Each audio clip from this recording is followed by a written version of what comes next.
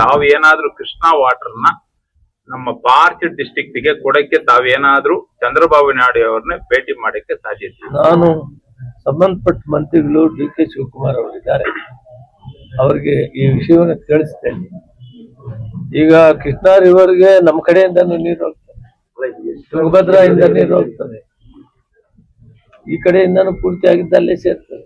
ಮಲಪ್ರಭಾ, ಘಟಪ್ರಭಾ, ಆಲಮಟ್ಟಿ, ಕೃಷ್ಣಾ ಡ್ಯಾಮ್ಗೆ ಏನು ಕೃಷ್ಣಾ ನದಿ ಕಟ್ಟಿದೀವಿ, ಇದೆಲ್ಲ ಕೂಡ ಅಲ್ಲೇ ಹೋಗ್ತದೆ. ಆ ಬ್ಯಾಕ್ ವಾಟರ್ ಏನಿದೆ ಕರ್ನೂಲ್ ಹತ್ರ ಬ್ಯಾಕ್ ವಾಟರ್, ಮತ್ತೆ ಆ ನೀರನ್ನು ಉಪಯೋಗಿಸ್ಕೊಂಡು ಇವತ್ತು ಏನು ಈ ರೀತಿ ಎಲ್ಲ ನೀರಾವರಿ ಮಾಡಿದ್ದಾರೆ, ನೀರಾವರಿ, ಅದಕ್ಕೆ ನಾವು ಕೂಡ ಯೋಚನೆ ಮಾಡ್ತಾ ಇದ್ದೀವಿ. ಕೊನೆಯದಾಗಿ ರಾಜ್ಯದಲ್ಲಿ 2 ಮೈಸೂರು ಸ್ಯಾಂಡಲ್ ಫ್ಯಾಕ್ಟರಿ ಘಟಕಗಳು ಸ್ಥಾಪನೆ ಮಾಡಬೇಕು ಅಂತ ಮೊನ್ನೆ ಪ್ರಸ್ತಾವನೆ ಬಂದಿದೆ. ಅಟ್ಲೀಸ್ಟ್ ಕೋಲಾರ ಜಿಲ್ಲೆಯಲ್ಲಾದ್ರೂ ಒಂದು ಮೈಸೂರು ಸ್ಯಾಂಡಲ್ ಫ್ಯಾಕ್ಟರಿ ಘಟಕ ಸ್ಥಾಪನೆ ಮಾಡೋದು ಬಜೆಟ್ ಅಲ್ಲಿ ಏನಾದ್ರು ಪ್ರಸ್ತಾಪ ಮಾಡ್ತೀನಿ. ಪ್ರಸ್ತಾಪ ಅಲ್ಲ, ತರಬಹುದು, ಪ್ರಯತ್ನ ಮಾಡಿ. ರಾಜ್ಯದಲ್ಲಿ 2 ಮಾಡಬೇಕು ಅಂತ ಆಲ್ರೆಡಿ ಪ್ರಯತ್ನ ಮಾಡೋದು ಕೇಳೋದು ಒಳ್ಳೇದು.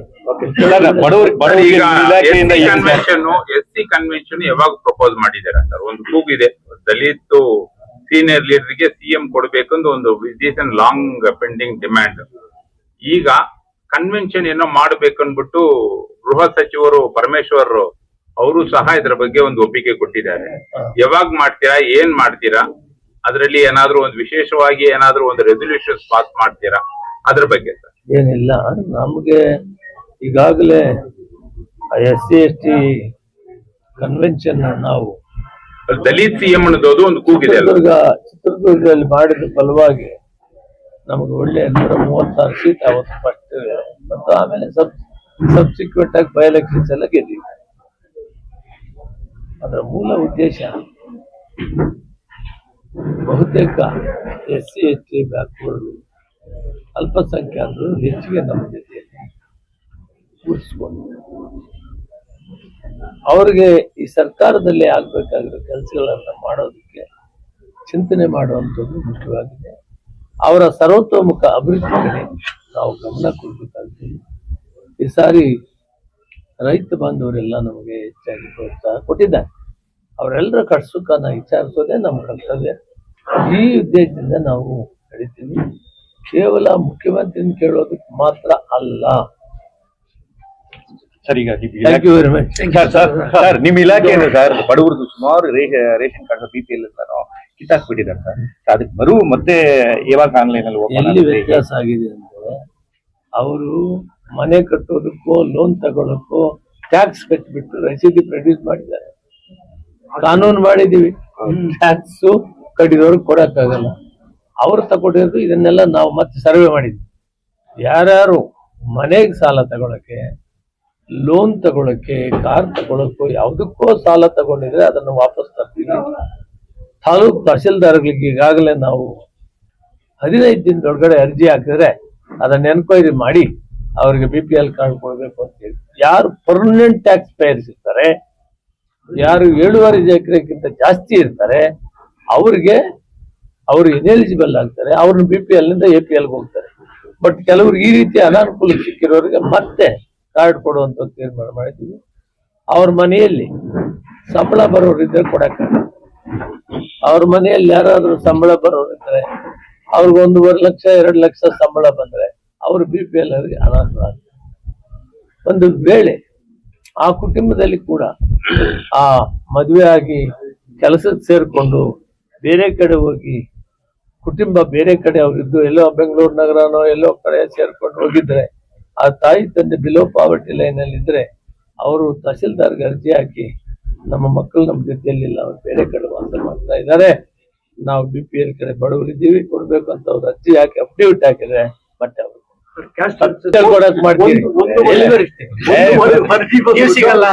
ಸ್ಟೋರೇಜ್ ಆಗಿದ್ದಾರೆ. ಅದು 170 crores ಖರ್ಚಾಗಿದೆ. ಎರಡನೇದು 450 ಕೋಟಿ. ಯಾವಾಗ ಬಿಡುಗಡೆ ಆಗುತ್ತೆ? ರೆಕಾರ್ಡ್ ಕ್ಲಾಸ್ ನಡೆಯೋದು ನಡೀತದೆ. ಜೊತೆಗೆ 2026ಕ್ಕೆ ಸೆನ್ಸಸ್ ಭಾರತ ಸರ್ಕಾರ ಮಾಡ್ತಾರೆ, ಅದರಲ್ಲಿ ಎಲ್ಲ ಕೂಡ ವರದಿ ಆಗ್ತದೆ. ಸೆನ್ಸಸ್ ಆಗೋದು ತಪ್ಪಿಲ್ಲ, ಅದರಲ್ಲಿ ಎಲ್ಲಾ ವರ್ಗದ ಜನರ ಆರ್ಥಿಕ ಪರಿಸ್ಥಿತಿ ಗೊತ್ತಾಗ್ತದೆ. Socio economic. ಸೋಶಿಯೋ ಎಕನಾಮಿಕಲ್ ಏನಾಗ್ತದೆ, ಯಾರು ಎಕನಾಮಿಕಲಿ ವೀಕರ್ ಸೆಕ್ಷನ್ ಜಾತಿ ಯಾವ್ದಾದ್ರು ಆಗಿ ಅವ್ರಿಗೊಂದು ಪ್ರೋಗ್ರಾಮ್ ಮಾಡ್ಲಿಕ್ಕೆ ಅವಕಾಶ ಆಗುತ್ತೆ. ಅವರ ಅಭಿವೃದ್ಧಿಗೆ ಏನ್ ಮಾಡ್ಬೇಕು ಅಂತ ಒಂದು ಯೋಚನೆ, ಆ ದೃಷ್ಟಿಯಿಂದ ಇದನ್ನ ಮಾಡ್ತಾ ಇರೋದು ಬ್ಯಾಕ್ವರ್ಡ್ ಕ್ಲಾಸ್ ಕಮಿಷನ್ ಮೂಲ ಉದ್ದೇಶ. ಅದು ಬ್ರಾಹ್ಮಣರಾಗಲಿ, ಒಕ್ಕಲಿಗರಾಗಲಿ, ಬ್ಯಾಕ್ವರ್ಡ್ನವರಾಗಲಿ ಎಲ್ಲಾ ಜನ ಯಾರು ಎಕನಾಮಿಕ್ ಕಂಡೀಷನ್ ಸರಿಯಾಗಿಲ್ಲ, ಎಕನಾಮಿಕಲಿ ವೀಕ್ ಇರ್ತಾರೆ, ಅವ್ರೆಲ್ರಿಗೂ ಕೂಡ ಅವಕಾಶ ಆಗೋದು ಮೂಲ ಉದ್ದೇಶ, ಬೇರೆ ಏನಿಲ್ಲ. ಕೋಲಾರ ಕಾಂಗ್ರೆಸ್ ಪಾರ್ಟಿ ಆಗಿಲ್ಲ ಅನ್ಬಿಟ್ಟು ಹೊರಗೇನೆ ಬಂದಿದೆ. ಎಷ್ಟು ದಿವಸ ಬಂದು ಒಳಗೇನೆ ಇತ್ತು, ಏನು ಲೀಡರ್ಶಿಪ್ ಇಶ್ಯೂ ಬಂದು ಒಳಗೇನೆ ಇತ್ತು. ನಿನ್ನೆ ಬಂದು ಹೊರಗೇನೆ ಬಂದಿದೆಯಲ್ಲ. ತಮ್ಮ ಅಭಿಪ್ರಾಯ, ತಾವು ಸೀನಿಯರ್ ಇದ್ದೀರಾ, ವೆಟರನ್ ಲೀಡರ್ ಇದ್ದೀರಾ, ಸಿಎಂ ಮತ್ತು ಡಿಸಿಎಂ ಒಬ್ರಿಗೊಬ್ರಿಗೂ ಮುಖಾನೇ ನೋಡಿಲ್ಲ ಅನ್ಬಿಟ್ಟು ಒಂದು ಭಾವನೆ ಎಲ್ಲ ಇದೆ. ಏನಿಲ್ಲ, ಎಲ್ಲ ಚೆನ್ನಾಗಿದ್ದಾರೆ, ಎಲ್ಲ ಆರೋಗ್ಯವಾಗಿದೆ, ಏನು ತೊಂದರೆ ಇಲ್ಲ, ಅದೇನು ಇಲ್ಲ. ಅವರು ವಿಶ್ವಾಸವಾಗಿದ್ದಾರೆ. ಎಲ್ಲಾ ಕಡೆ ಕಾರ್ಯಕ್ರಮಗಳಲ್ಲಿ ಒಟ್ಟಿಗೆ ಸೇರಿ ಕಾರ್ಯಕ್ರಮ ಮಾಡ್ತಾ ಇದ್ದಾರೆ. ಹೈಕಮಾಂಡು ಅವ್ರಿಗೆ ಏನ್ ಹೇಳಿದೆ ಅಂತ ಅವ್ರಿಬ್ಬರಿಗೆ ಗೊತ್ತಿದೆ, ನಮ್ಗೆ ಯಾರಿಗೂ ಗೊತ್ತಿಲ್ಲ, ನಾವಿಲ್ಲ. ಹೈಕಮಾಂಡ್ ಇದನ್ನ ತೀರ್ಮಾನ ಮಾಡಬೇಕು. ಪದೇ ಪದೇ ಇದರ ಪ್ರಸ್ತಾಪ ಆಗೋದು ಆರೋಗ್ಯಕರವಾಗಿಲ್ಲ ಅಂತ ನಾನೀಗಾಗಲೇ ವರದಿ ಮುಗಿಸಿದ್ದೀನಿ. ನೀವೇನ್ ತೀರ್ಮಾನ ಮಾಡ್ತೀರೋ ಬೇಗ ತೀರ್ಮಾನ ಮಾಡಿ.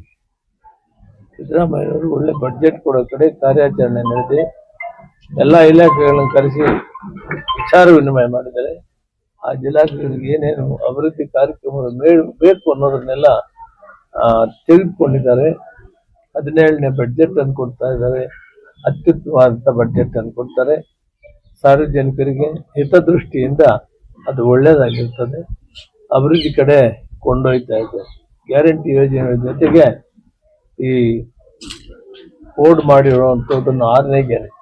ಬಹುತೇಕ ಭಾರತ ದೇಶದಲ್ಲಿ ಕಂದಾಯ ಸಚಿವರು ಕೃಷ್ಣ ಬೈರೇಗೌಡರು ನಮ್ಮೂರಿನವರೇ ಇದ್ದು ಒಳ್ಳೆ ಕೀರ್ತಿಯನ್ನು ತಂದಿದ್ದಾರೆ. ಕೋಲಾರಕ್ಕೆ ಒಳ್ಳೆ ಕೆಲಸವನ್ನು ಮಾಡಿದ್ದಾರೆ. ಮತ್ತು ಇತಿಹಾಸದಲ್ಲಿ ಸ್ವತಂತ್ರ ಭಾರತದಲ್ಲಿ ಬ್ರಿಟಿಷರ ಕಾಲ ಆದ್ಮೇಲೆ ಎಷ್ಟೋ ಜಮೀನುಗಳು ದುರಸ್ತಿ ಆಗ್ಲಿಲ್ಲ, ಸರ್ವೆ ಆಗ್ಲಿಲ್ಲ, ಪೋಡಿ ಆಗ್ಲಿಲ್ಲ, ಪೌತಿ ಆಗ್ಲಿಲ್ಲ, ಮತ್ತು ಮನೆಗಳಿರೋರಿಗೆ ಅವರಿಗೆ ಹಕ್ಕುಪತ್ರವನ್ನು ಕೊಡ್ತಾ ಇಲ್ಲ. ಇವೆಲ್ಲನೂ ಸುಮಾರು 2 ಲಕ್ಷ ಇಲ್ಲಿವರೆಗೂ ಕೊಟ್ಟಿದ್ದಾರೆ. ಮೊದಲು ವಿಜಯನಗರದಲ್ಲಿ ಕೊಟ್ಟರು, ಈಗ ಇಲ್ಲಿ ನಮ್ಮ ಹಾವೇರಿಯಲ್ಲಿ ಕೊಟ್ಟಿದ್ದಾರೆ. ಒಳ್ಳೆ ಕೆಲಸವನ್ನು ಮಾಡ್ತಾ ಇದ್ದಾರೆ. ಇದಕ್ಕೆ ಸಂಪೂರ್ಣವಾಗಿ ಮಾನ್ಯ ಮುಖ್ಯಮಂತ್ರಿಗಳು ಮತ್ತು ಉಪಮುಖ್ಯಮಂತ್ರಿಗಳು ನಾವೆಲ್ಲ ಕೂಡ ಬೆಂಬಲವಾಗಿದ್ದೀವಿ. ಯಾವ ರೈತ, ಯಾವ ಕೂಲಿ ಕಾರ್ಮಿಕ, ಯಾವ ಸೈಟ್ ಇಲ್ದವರು, ಯಾವ ಮನೆ ಇಲ್ದವರು ಕೂಡ ಆಫೀಸ್ಗೆ ಅಲಿಬಾರ್ದು. ಅವ್ರ ಕೆಲಸ ಬಿಟ್ಟು ಅವರೆಲ್ಲರೂ ಮನೆ ಬಾಗಿಲಿಗೆ ಸೇರಿಸುವಂತ ವಿಶೇಷವಾದ ಕೆಲಸ ಮಾಡಿ. ಸರ್ 1000 ಡೇಸ್ ಕಂಪ್ಲೀಟ್ ಆಗಿದೆ. ಬಿಜೆಪಿ ಅವರು 25 years ಬ್ಯಾಕ್ ಆಗಿದೆ ಕರ್ನಾಟಕ ಫೈನಾನ್ಷಿಯಲ್ ಆಗಲಿ, ಪೊಲಿಟಿಕಲ್ ಆಗಲಿ. ಅಲ್ಲ, ಅವ್ರು ಬ್ಯಾಕ್ ಮಾಡಿದ್ದನ್ನೆಲ್ಲ ನಾವು ಫಾರ್ವರ್ಡ್ ಮಾಡಿ ಇಲ್ಲ ಅಂತ ಅಲ್ಲ, ಅವ್ರು ಏನ್ ಮಾಡಿದ್ರು, ಇಲ್ಲಿವರೆಗೂ ಒಂದು ಮನೆ ಕೊಟ್ಟಿಲ್ಲ. 15 ಲಕ್ಷ ಮನೆ ಕೊಟ್ಟರು ಮಾನ್ಯ ಮುಖ್ಯಮಂತ್ರಿ ಸಿದ್ದರಾಮಯ್ಯ 2013 18. ನೀವೊಂದು ಪ್ರಶ್ನೆ ಕೇಳಿ ಅವ್ರನ್ನ, ತಮ್ಮ ಅಧಿಕಾರಾವಧಿಯಲ್ಲಿ ಎಷ್ಟು ಮನೆಗಳು ಕೊಟ್ಟಿದೆ ಅಂತ. ಈಗ ನಾವು 4-5 ಲಕ್ಷ ಮನೆ ಕೊಡ್ತಾ ಇದ್ದೀವಿ. ನಾವು ಬಡವರ ಪರ, ಕಾಂಗ್ರೆಸ್ ಪಕ್ಷ ಬಡವರ ಪರ, ರೈತರ ಪರ, ಎಲ್ಲಾ ಜನರ ಸರ್ವತೋಮುಖ ಅಭಿವೃದ್ಧಿ ಕಡೆ ಗಮನ ಕೊಡ್ತೀವಿ, ಯಾರನ್ನು ಕೈ ಬಿಡೋದಿಲ್ಲ. ಸರ್, ಹೊರದೇಶಕ್ಕೆ ನೀವು ಹೋಗ್ತಾ ಇದ್ದೀರಾ ಸರ್? ಟ್ರಿಪ್ ಹೊರದೇಶಕ್ಕೆ ಯಾರು ಹೋಗ್ತಾ ಇಲ್ಲ, ಶಾಸಕರು ಹೋಗ್ತಾ ಇದ್ದಾರೆ ಅಂತ ಹೇಳಿ ಸರ್ಕಾರ ದುಡ್ಡು ಪೋಲ್ ಮಾಡ್ತಾ ಇದ್ದಾರೆ. ವೈಯಕ್ತಿಕವಾಗಿ ಬಿಡುಗದಾಗ ಹೋಗ್ತಾರೆ, ಅದಕ್ಕೂ ಅದಕ್ಕೆ ಸಂಬಂಧ ಇದೆ. ಬಿಡುಗರವರು ಹೋಗ್ತಾರೆ, ಏನೋ ಕಾರ್ಯಕ್ರಮಗಳಿರ್ತಾವ ಹೋಗ್ತಾರೆ, ಅದಕ್ಕೆಲ್ಲಾನು ಅದಕ್ಕೊಂದು ಕಲರ್ ಕಟ್ಟೋ ಕೆಲಸ ಇಲ್ಲ. ಸರ್, ತಾವೇನಾದ್ರೂ ಹೈಕಮಾಂಡ್ಗೆ ಸಲಹೆ ಕೊಟ್ಟಿದ್ದೀರಾ ಸರ್? ಇದು regarding the change of the guard ಬಗ್ಗೆ ಏನಾದ್ರು ಸ್ವಲ್ಪ ಬೇಗ ತೀರ್ಮಾನ ಮಾಡಿ. ಗಾರ್ಡ್ ಬಗ್ಗೆ ನಾನೇನು ಹೇಳಿಲ್ಲ ಸರ್, ಈ ವಿಷಯವನ್ನು ಪರಿಶೀಲನೆ ಮಾಡಿ ಅಂತ ಹೇಳಿದ್ವಿ. ತಾವ್ ಯಾರು ಸರ್ ಹೇಳಿರೋದು? ತಾವು ಹಿರಿಯರ್ ಇದ್ದೀರಾ, CWC ಮೆಂಬರ್ ಇದ್ದೀರಾ, you know what is the post and pillar of Congress. ನಮ್ಮ ಉಸ್ತುವಾರಿ ಸುರ್ಜೇವಾಲಾ ಅವರಿದ್ದಾರೆ, ಅವರಿಗೆ ಗಮನಕ್ಕೆ ತಂದಿದ್ದೇನೆ. ಇದು ಆದಷ್ಟು ಬೇಗ ಪರಿಶೀಲನೆ ಮಾಡಬೇಕು ಅಂತ ಹೇಳಿ. ಬಿಜೆಪಿ ಅವರು ಫಿನಾನ್ಷಿಯಲಿ ವೀಕ್ ಇದೆ ಸ್ಟೇಟ್ ಅಂತ, ಜೊತೆಗೆ ಕಾಂಟ್ರಾಕ್ಟರ್ಸ್ ಗೆ 37,000 ಕೋಟಿ ಬಾಕಿ ಇದೆ. ಇಲ್ಲ, ಅವ್ರು ಮಾಡಿ ಹೋಗಿದ್ದು ಬಾಕಿ. ಯಾರು ಬಾಕಿ ಮಾಡಿದ್ರು? ಅಲ್ಲ, ಸ್ಟೇಟ್ ದುಡ್ಡೇ ಇಲ್ದಿರ.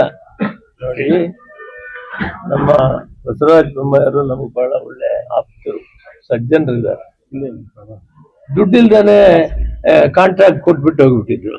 ಆ ದುಡ್ಡು ತೀರಿಸ್ತಾ ಇದ್ದೀವಿ, ಹೇಳಿ ಅವ್ರಿಗೆ. ಇವತ್ತು ಆಲ್ಮಟ್ಟಿ ಅಲ್ಲಿ ಸುಮಾರು ಲಕ್ಷಾಂತರ ಎಕರೆ ಮುಳುಗ್ತಾ ಇದೆ. ಅದಕ್ಕೆ ರೈತರಿಗೆ 30 ರಿಂದ 40 ಲಕ್ಷ ಒಂದು ಎಕರೆ ಕೊಡ್ತಾ ಇದ್ವಿ. 75,000 ಕೋಟಿ ರೂಪಾಯಿಯನ್ನು ಕೊಡ್ತಾ ಇದ್ವಿ. ದುಡ್ಡಿಲ್ದ್ರೆ ಕೊಡಕ್ಕಾಗುತ್ತೆ? ದುಡ್ಡಿಲ್ದ್ರೆ ಕೊಡಕ್ಕಾಗತ್ತೆ ಹೇಳಿ ನೀವೇ. ಅದೆಲ್ಲ ವ್ಯವಸ್ಥೆ ಮಾಡಿದ್ವಿ. 50,000 ಕೋಟಿ ನಾವು ಗ್ಯಾರಂಟಿಗಳು ಕೊಡ್ತಾ ಇದ್ದೀವಿ. ಸಾಲ ಜಾಸ್ತಿ ವ್ಯವಸ್ಥೆ ಇದೆ, ಇಲ್ಲ ಸಾಲ ಕಾನೂನಿದೆ. ಕಾನೂನು ಎಲ್ಲಿ ಮೀರಿ ಮಾನ್ಯ ಮುಖ್ಯಮಂತ್ರಿ ಹೋಗೇ ಇಲ್ಲ. ಅದು 2% ಅಂತೇಳಿ ಇದೆ, ಅದಕ್ಕಿಂತ ಮೇಲಿಲ್ಲ. ಬಹುತೇಕ ಇಡೀ ನೀವು ಭಾರತ ದೇಶದಲ್ಲಿ ತಗೊಂಬನ್ನಿ, ಆ ರೀತಿ ಅನುಭವ ಆ ಫೈನಾನ್ಸ್ ಅನ್ನು ವ್ಯವಸ್ಥೆ ಮಾಡೋದ್ರಲ್ಲಿ ಮೊಟ್ಟ ಬಂದಿದೆ. ಎಲ್ಲಿ ಕೂಡ ಅದನ್ನ ಜಾಸ್ತಿ ಎಲ್ಲೇ ಮೀರಿ ಹೋಗಿಲ್ಲ. 1 ಲಕ್ಷ ಕೋಟಿ ಸಾಲ ಅವರಿಂದ ತಾಪತ್ರ ಆಗಿತ್ತು, ಅವ್ರ ಎಲ್ಲೇ ಮೇಲೆ ಹೋಗಿದ್ರು, ಅದನ್ನು ಸರಿ ಮಾಡಿದ್ದಾರೆ. 1 ಲಕ್ಷ ಕೋಟಿ ಸಾಲ ಇದೆ ಅಂತ ಮಾಡಿ ಇದು ಮಾಡ್ತಾ ಇದಾರೆ.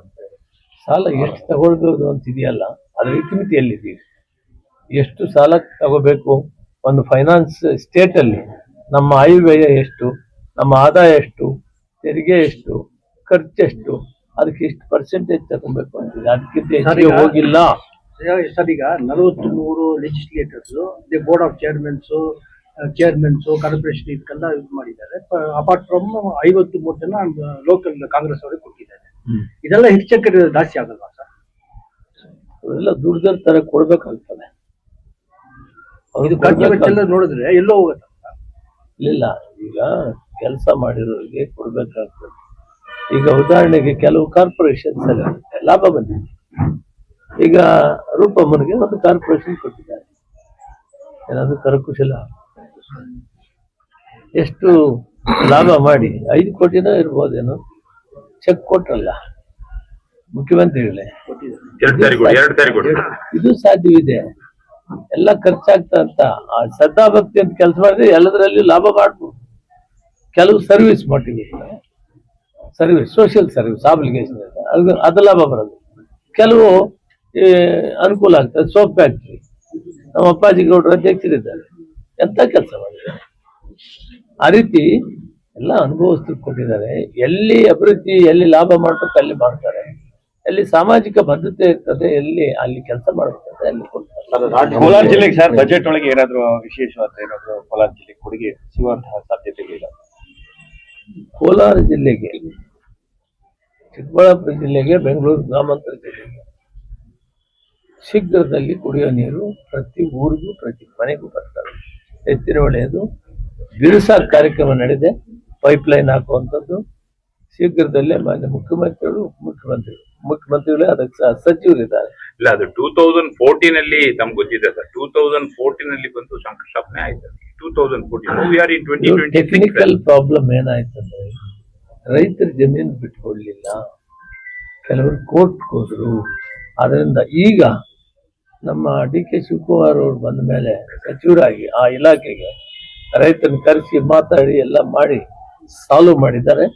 ಬಹುತೇಕ ನಮಗೆ 2027 ಒಳಗಡೆನೆ 26ಕ್ಕೆ ತರಬೇಕು ಅಂತ ಒತ್ತಾಯ ಇಟ್ಟಿದ್ದೀವಿ. ಕೃಷ್ಣಬೈರೇಗೌಡ, ಸುಧಾಕರ್ ಆಗಲಿ, ನಾನಾಗ್ಲಿ, ಸುರೇಶ್ ಅವರು ಒಂದು ಮೀಟಿಂಗ್ ಮಾಡಿದ್ವಿ. ನಾವು ಕುಡಿಯೋ ನೀರನ್ನ ಎತ್ತಿನ ಹೊಳೆ ತಂದಿದ್ದೆ ಕೋಲಾರ, ಚಿಕ್ಕಬಳ್ಳಾಪುರ ಈ ಜಿಲ್ಲೆಗಳಿಗೆ ನೀರು ಕೊಡ್ಬೇಕು. ಬರ್ಲಿ, ಈಗ ಹಾಸನದಿಂದ, ಸಕಲೇಶ್ಪುರದಿಂದ ಬರೋ ಬಯಲುಸೀಮೆಯಲ್ಲಿಲ್ಲ, ಎಲ್ಲಾ ಕಡೆ ಕುಡಿಯೋ ನೀರು ಕೊಡ್ಲಿ. ಅದಕ್ಕೆ ನಾವು ತಾಪತ್ರ, ಬಟ್ ಗುರಿ ಮುಟ್ಟಬೇಕು, ನಂಗ್ಲಿವರೆಗೂ ನೀರು ಮುಟ್ಟಬೇಕು. ಅದಕ್ಕೆ ಪೈಪ್ ಲೈನ್ ಯೋಜನೆಗೆ ದುಡ್ಡರ್ದಿದೆ ಸರ್, ದುಡ್ಡರ್ದಿದೆ. ಯೋಜನೆಗೆ ಅಗತ್ಯ ನೀರಿನ ಲಭ್ಯತೆನೇ ಇಲ್ಲ ಅಂತ ವರದಿನ ಹೇಳಿದೆ. ಅದು ಸುಳ್ಳು, ಅದು ಸುಳ್ಳು. ನಾನು ಅಲ್ಲಿ ಪಂಪ್ ಸೆಟ್, ಅಲ್ಲಿ ನೀರು ಎತ್ತುವಂತ ಪಂಪ್ ಅಲ್ಲಿ ನಾನು ಹೋಗಿ ಒಂದು ಸ್ವಿಚ್ ಆನ್ ಮಾಡಿದ್ದೀನಿ. ಅಲ್ಲ ಸರ್, ನಮ್ಗೆ ಕೇಳ್ಬೇಕಲ್ಲ ನೀವು. ಈಗ ಬರೀ 12 TMC ನೀರೇನು ಸಿಕ್ಕಿದೆ ಅಂತ ಹೇಳಿ ತಪ್ಪದು, ತಪ್ಪು ಮಾಹಿತಿ. ಕರೆಕ್ಟ್ ಆಗಿ ಹೇಳ್ತೀನಿ, ಕೇಳ್ಕೊಬೇಕು ನೀವು. ಹೇಳಿದ್ದವರೆಲ್ಲ ಹೇಳಿದ್ ಕೇಳಕ್ ಹೋಗ್ಬೇಡ್ರಿ. ನೀವು ಬರ್ತೀರಾ, ಕರ್ಕೊಂಡು ಹೋಗ್ತೀನಿ ನಾನು. ಲೆಕ್ಕಾಚಾರ ಇರ್ಬೇಕು ಮಾತಾಡ್ಬೇಕಾದ್ರೆ. ಸುಮ್ನೆ ರಾಜಕೀಯವಾಗಿ ವಿರೋಧ ಮಾಡಬಾರ್ದು. ಕನಿಷ್ಠ ಪಕ್ಷ ನೀರು ಬರುತ್ತೆ ಕೃಷ್ಣಾ ನದಿ ಪೂರ್ತಿ ಹೇಳಿಲ್ಲ. ಸರ್, ಈಗ ಕೃಷ್ಣಾ ವಾಟರ್ ಬಗ್ಗೆ ಕುಮಾರಸ್ವಾಮಿ already ಉತ್ತರ ತಗೊಂಡು ಅದನ್ನ ಬರೀರಿ ಮೊದಲು. ನಾನು ಉತ್ತರ ಏನ್ ಹೇಳ್ತೀನಿ ಅದನ್ನ ಬರೀರಿ. 24 TMC ನೀರು ನಾವು ಯೋಜನೆ ಹಾಕೊಂಡಿರೋದು. ಕುಡಿಯೋದಕ್ಕೆ ಎಷ್ಟು ಬೇಕಪ್ಪ ನೀರು? ಎಲ್ಲಾ ಗ್ರಾಮಗಳು ಸಕಲೇಶ್ಪುರದಿಂದ ಹಿಡಿದು ನಂಗಲಿವರೆಗೂ ಬೇಕಾಗಿರೋದು ಎಷ್ಟು TMC? 16 TMC ನೀರಾದ್ರೆ ಪ್ರತಿ ಹಳ್ಳಿಗೂ ಪ್ರತಿ ಮನೆಗೂ ಕುಡಿಯೋ ನೀರು ಕೊಡಕ್ಕಾಗ್ತದೆ. ನಮ್ಮ ಹತ್ರ ಎಷ್ಟು TMC ಇದೆ? ಇನಾಗ್ರೇಷನ್ ದಿನನೇ ಹೇಳಿದ್ದಾರೆ ಮಾನ್ಯ ಮುಖ್ಯಮಂತ್ರಿಗಳು. ರೆಡಿಯಾಗಿ ನಮ್ಮ ಹತ್ರ ಇವಾಗ 20 TMC ಮಳೆಗಾಲ, ಪೂರ್ತಿ ಮಳೆಗಾಲದಲ್ಲಿ ಬರ್ತದೆ. ಆವರೇಜ್ 18ರಿಂದ 20 TMC ಬರ್ತದೆ. ನಮಗೆ ಬೇಕಾಗಿರೋದು ಕುಡಿಯೋ ನೀರು 24 TMC ಬಂದ್ರೆ ಕೆರೆಗಳು ಅಂದಾಜು ಮಾಡಿದ್ವಿ. ಇವಾಗ ನಮ್ಮಲ್ಲಿ ಸಾಕಷ್ಟು ಕೆರೆಗಳ ನೀರನ್ನು ಸ್ಟಾಕ್ ಮಾಡಿಕೊಂಡು ಮತ್ತೆ ಅದನ್ನು ಕುಡಿಯೋ ನೀರು ಉಪಯೋಗಿಸಬೇಕು. ಯಾಕಂದ್ರೆ ಮಳೆಗಾಲದಲ್ಲಿ ಮಾತ್ರ ನೀರು ಬರ್ತದೆ, ಉದ್ದಕ್ಕೂ ಬರೋದಿಲ್ಲ. 4 ತಿಂಗಳು ನೀರು ಬರ್ತದೆ. ಉಳಿದಂತ ದಿನದಲ್ಲಿ ಆ ಕೆರೆಗಳಿಗೆ ವೇಸ್ಟ್ ವಾಟರ್ ಬಿಡದ್ರೆ ಬಂಡ್ಸ್ ಹಾಕಿ ವೇಸ್ಟ್ ವಾಟರ್ ಏನ್ ಬರ್ತದೆ, ಇದು KC ವ್ಯಾಲಿ ನೀರೇ ಬೇರೆ ಕಡೆ ಹೋಗ್ತದೆ, ಹೆಚ್ಚಿನ ವೇಳೆ ನೀರೇ ಬೇರೆ ಕೆರೆಗಳಿಗೆ ಬಿಡ್ತೀವಿ. ಸ್ಟಾಕ್ ಮಾಡಿಕೊಂಡು ನಾವು ಕುಡಿಯೋ ನೀರು 365 ದಿನ ಕೊಡ್ಬೇಕು ಅಂತ ಪ್ಲಾನ್ ಮಾಡಿದೀವಿ. ಶೀಘ್ರದಲ್ಲಿ ನೀರು ಬರ್ತದೆ. ನೀರಿದೆ, ಕುಡಿಯೋ ನೀರಿಗಾಗಿ ಮಿಗುವಷ್ಟಿದೆ. ಇದು ಸತ್ಯ, ನೀವು ಅರ್ಥ ಮಾಡ್ಕೊಳ್ಳಿ. ನಿಮ್ಗೆ ಏನಾದ್ರು ಅನುಮಾನ ಇದ್ರೆ ನಾನೊಂದ್ ದಿನ ಕರ್ಕೊಂಡು ಹೋಗ್ಬಿಡ್ತೀನಿ. ಕೋಲಾರ, ಚಿಕ್ಕಬಳ್ಳಾಪುರ, ಬೆಂಗಳೂರು, ರಾಮನಗರ ಎಲ್ಲ ಒಟ್ಟಿಗೆ. ಕೋಲಾರ ಅಂದ್ರೆ ಜಿಲ್ಲಾ. ಕೃಷ್ಣಾ ಬೇಸಿನ್ ನಾವು ನಂಗ್ಲಿಗ್ ಮೊದಲು ನೀರು ನಂಗ್ಲಿಗ್ ಬಂದ್ರೆ ನೀವು ಆಮೇಲೆ ಅದ್ರ ಹಿಂದ್ಗಡೆ ಇರೋದು. ಅಷ್ಟೇ. ಕೃಷ್ಣಾ ಬೇಸಿನ್ ನಂಗ್ಲಿ ಇನ್ನ ಬಹಳ ದೂರ ಇದೆ, ಇಲ್ಲಿಂದ 25 ಕಿಲೋಮೀಟರ್ ಆಚೆ ಇದೆ. KGF ಪಕ್ಕ ಬಂದಿದೆ ಸರ್. KGF ಆಮೇಲೆ ಕೃಷ್ಣಾ ನೀರು district ಅಲ್ಲಿ ನಿಮ್ಮ ಇಂಟರ್ವೆನ್ಷನ್